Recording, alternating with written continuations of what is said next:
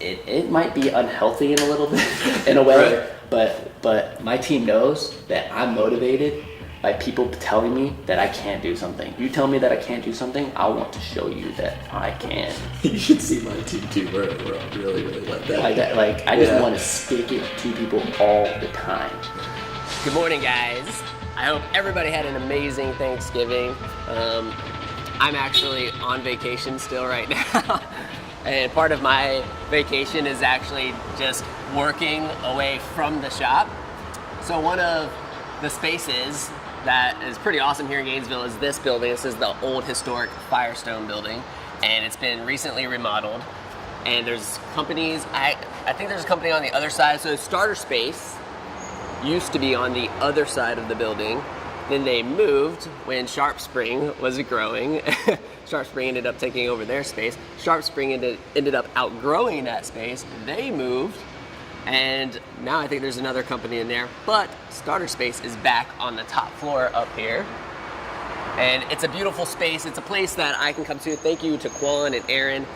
They both let me come in here and just get away from the chaos of the shop so I can really focus. And some of the things that I'm doing right now are just planning, strategic planning for 2018, setting goals, looking back at numbers for 2017, looking at where things went really well, where things went really bad, where we can improve, and all of that good stuff. And I think it's really important for business owners just to get away and just really reset, clear the mind. So I went on vacation last week for Thanksgiving, right? Spent some time with my family. I'm back for about 4 days. And I'm just spending all my time here, and then I'm going to leave to go on an anniversary trip with my wife to Jamaica for a few days, and that's going to be really a mental reset where I'm just going to shut everything off and maybe check in once or twice, but really it's going to be sitting on the beach, drinking lots of nice drinks and reading books, and hopefully I can just get a nice mental reset before coming back to finish off December and crushing 2018. So Starter Space is actually upstairs in the top floor. On the bottom floor is a startup called Scout, and we actually are going to be selling Scout. So it's a really, really cool GPS locator product, and they're on this bottom floor here, and they have like their engineers and sales, everything. It's a beautiful space. We won't interrupt them too much, but they're right here, and we'll just go right upstairs and show you this beautiful space. Good morning, everybody. One of the biggest things when you're an entrepreneur is that fear of somebody else finding out your idea, taking it, and then running with it. Mm-hmm. And so I know you're talking about moving more towards the consulting side and opening up services. But I guess it's just how are you comfortable with always showing everything without the fear of somebody trying to adopt that? I don't worry about any of it. Because what I've learned in entrepreneurship is that there's this many people who actually execute on it. So many people just talk, Okay. They don't actually, there's billions of ideas out there, but it's always about executing the ideas. Do it. So, okay. The good thing about the vlog is that if I'm spewing stuff on the vlog, it's holding me accountable to actually doing it. Because if I don't do it, then it looks like, I'm not walking my own talk. In fact, we released an episode this morning, and one of the things that we're doing is a new loyalty program for our customers. We told all about it. This is what we're doing. Here's what I want. Yeah. And it's all in the vlog, but we haven't executed it yet. We're in the process of executing it right now. Right. So if we don't follow through, then we just shared it with the world, but if we didn't follow through, it would look really crappy. But we know that our competition can see it right now. Right. They'll do the same thing. Right. So it's just about who's going to execute faster. Yeah. Barbara Corcoran? Mm-hmm. Her biggest thing was that she always used to talk about is say something in the media that you hope to be or want to be, and say that you already are, because then it forces you to become it. I like that. And I just thought that was a cool concept, because she used to say when we had $10 million in sales, we said that we were going to have $50 million in sales. And we had this, we said we had that, and that, and that, and that. And she goes, every single time we would make ourselves hit the mark because we had followed through with what we spoke about. It's like speaking it into reality. But do you think that you personally feel value in the fact that you went to college and that type of thing to be able to at all maybe help establish where you are now? I mean, was there a benefit to college itself? I'll definitely say, like, I've had so much more education since I've been out of college Yeah. than I had when I was in. Now, don't get me wrong, there's a lot of principles and a lot of things that I learned. I think I was in Bill Rossi's class, Principles of Entrepreneurship. Like, I love that class. And I loved him. Yeah. And my relationship with him still exists to this day. Yeah. To where, you know, like, even when he was still teaching, I was going back to his class. I was speaking in the entrepreneurship program, you know, those types of things. It led to other opportunities that were so great and did a lot for my business as well, and a lot for me as a speaker, you know, getting in front of people and you know, teaching what I know. Yeah. But with that said, I like when I see people going and getting masters in entrepreneurship, nothing against the programs at UF or any other school. Right. There's only one way to get a master's in entrepreneurship, and that's to start a business. With that, you know, you get bigger and bigger, more people talk about it. Now you have competitors kind of entering into the market. Because I know there's other places now here that sell scooters, right? How do you personally, I guess, deal with that? Because you spoke to me earlier about, because one of my biggest things is over and over again, it's the fear. It's the fear that you're putting in so much heart and so much energy into creating something and doing something, and that somebody else can just take it and steal it and do it, or take your audience or do something like that, and not actually have the real core and belief about what you're trying to do, but it's like, oh, that's a good idea, and because they have more capital or they have more anything, like how, so someone not only my age, but you know, who's now starting something, but somebody who's been experienced with entrepreneurship, like, how do you allow yourself to move past that? I just believe that I'm better. Okay. I don't know what it is. Like, I have zero fear of what anybody else is doing. And if they beat me because they're better, if they beat me because they're better than me, then they deserve to win. And you built those core values off of that meeting with your team? Yeah. So it wasn't just you, It wasn't just, in the early days it was. Like, Yes. the company naturally had my values, right? Like, I Right. would, like, treat people the way you want to be treated, like golden rule. Like, Right. that's part of who I am. Yeah. You know, so there were things, my personal values that just bled into the company. But Right. when we finally reached a stage where I was like, you know, I don't look at this as my company anymore. I look at this as our company. Like, Right. if we're going to do this, we're going to do this as a team. Right. So what are our values? And we sat down. We actually went to Chewy's, rented out like an entire room, and spent like 2 or 3 hours just going through it, writing it, and focusing on it. And we spent the next month to 2 months like really narrowing it down, surveying the team and finding out which values, like I said, were similar to each other that we could combine together, and having these, you know, these principles in a way. The question is how many companies do you think out there actually put value and like into that? And I think that's such a difference. I don't know, but it's such a good way to guide Right. the organization. I agree. That I feel like it's extremely important. So I really try to encourage any businesses to focus on that now, and then to live by them. Because if core value 5 is the key promise, if I'm the guy, the leader that's continuously breaking the promises, well, then the values don't mean anything, and the team members are going to know that. Right. But if I'm holding you as a team member accountable to these values, and I'm Not keeping holding myself, yourself. and I am keeping myself Yeah. accountable to them, then you're going to respect them, and you're always going to follow through on them. Right. You know what I mean?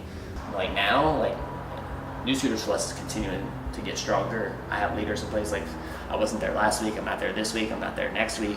Right. Like, And you can the trust fact that that I it can will leave run. 3 weeks and know that the company's going to be running spectacularly. Right. Like, I have a general manager who is a rock star. Right. Like, he's a huge asset to the team. He knows, like, the team respects him. Like, they, you know, he's a good leader as well.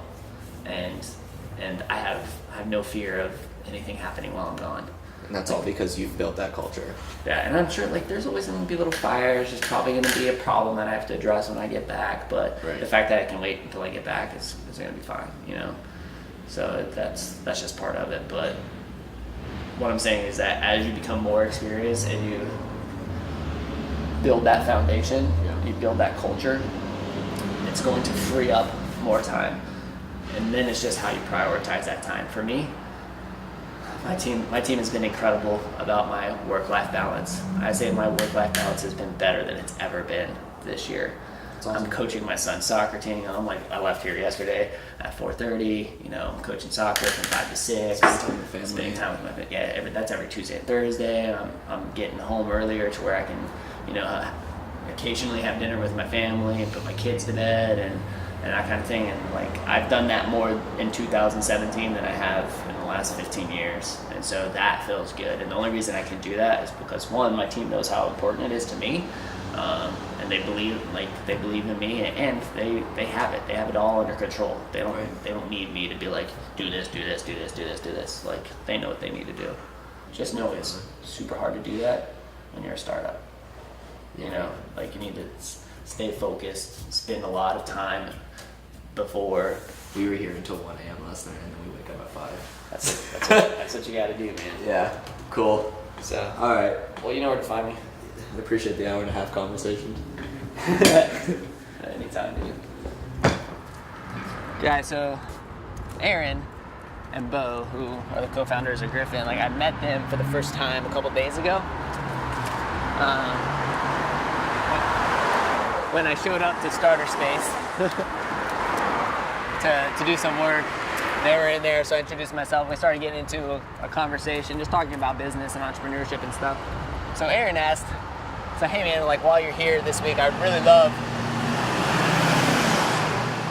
to sit down with you for a little bit and just pick your brain on some business stuff. And of course, like I was happy to do it. I love to give back where I can, especially to entrepreneurs, because it's something I know a little bit about.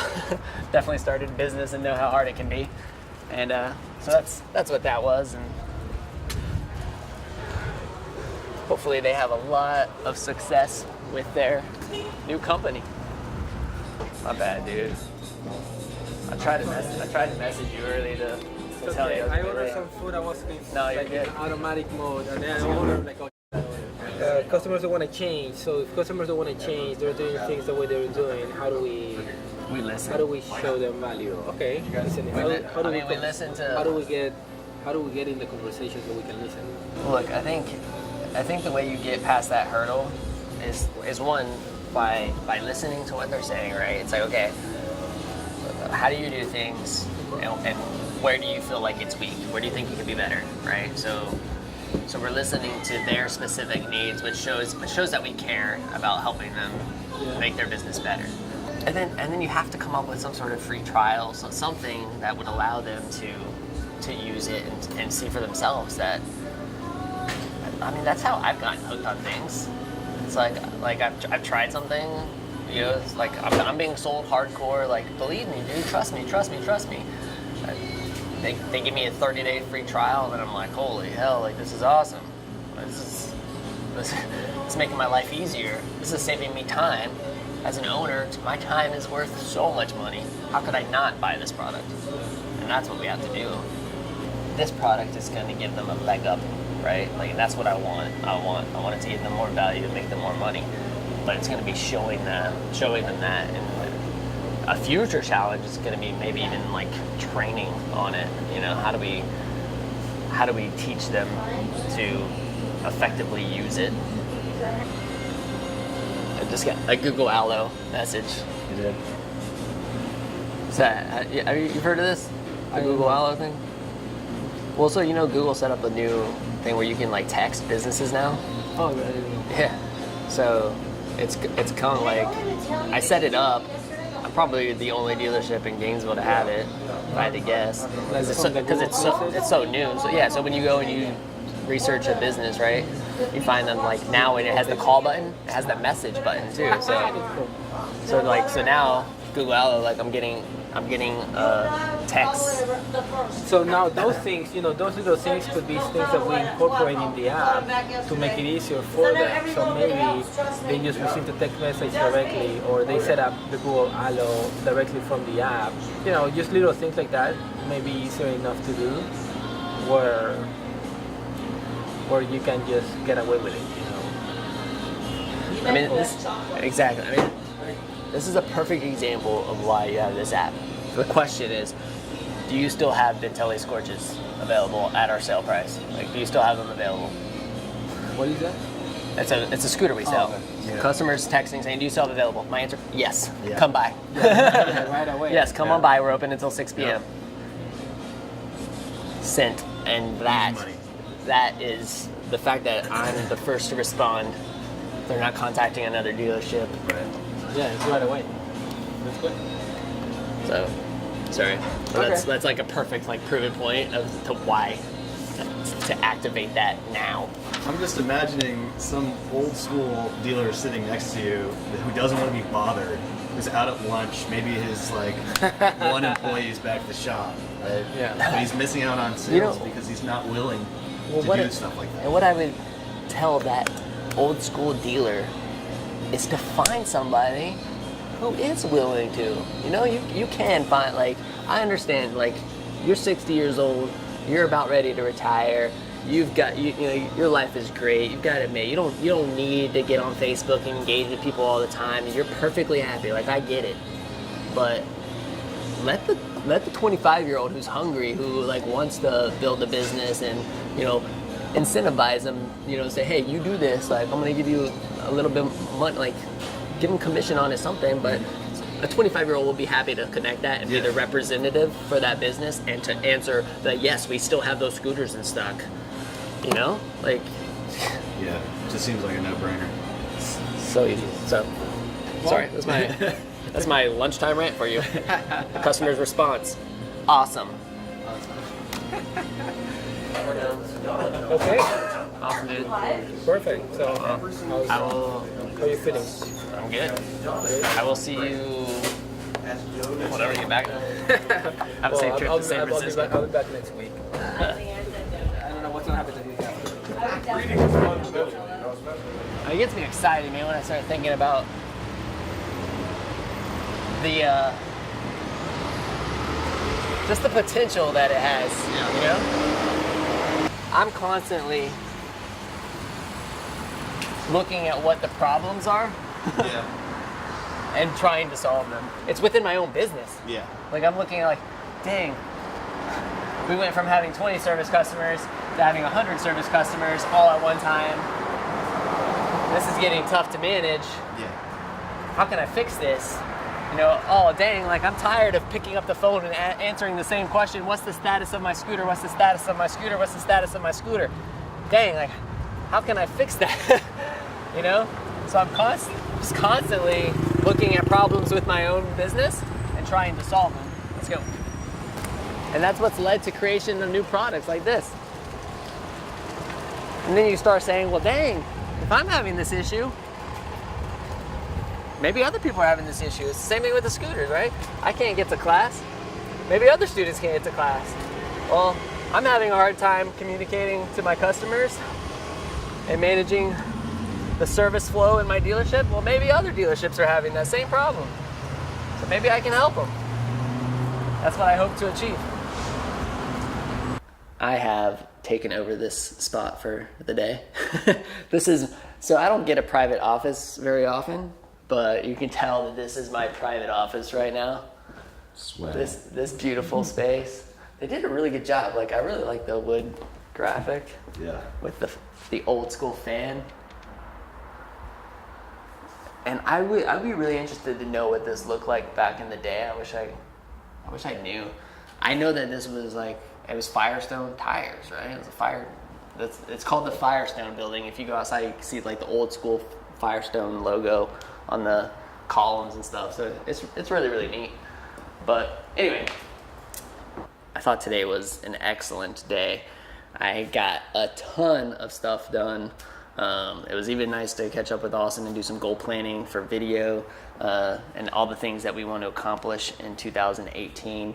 I'm psyched about this vlog and everything that's happened with it this year. I mean, I know we started late March, and to see what it's, the fact that this is episode 71, the fact that we've gotten through 71 episodes, and I even went back and watched some of them the other day just to kind of see how the new ones are comparing to the very first ones, and it's really, really cool to see that progression. So if you're watching, thank you very much, and if you're watching for the first time, then please subscribe. Click the button and subscribe, and that way you'll get notified every time we do this. But like I said earlier, this is my time to really just reflect on 2017. I've been digging into the numbers, and I am just setting some really great goals for 2018.